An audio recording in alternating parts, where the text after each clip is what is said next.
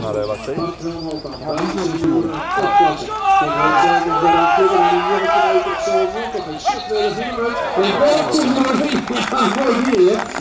Stop beweegt te veel. Dus ik nog eens een keer een optie voor Bart. Soms gaat hij in de rotje Jongens, zitten.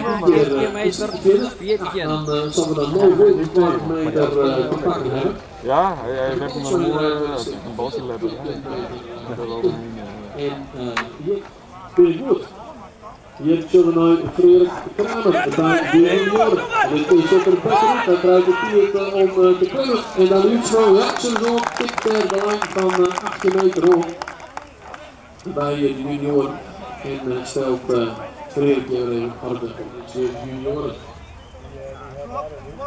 Dus die allemaal een treetje mee. Hier zullen we maar verwachten. Die krijgt er een keer op de klimmen en dan de nou, maar dat gaat hem maar, volgens mij. Tikt ze even rond, de hele lijn.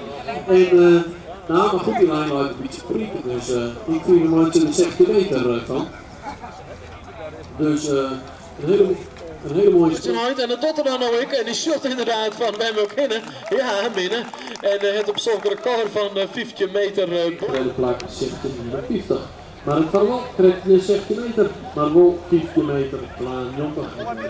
Absoluut niks mis hoor. Dus dat maar dan. Ja, dit werd een stuk beter. Ja, het is even de laatste klimslag. We zien het dan even zit van pak ik die of pak ik die, krijg net.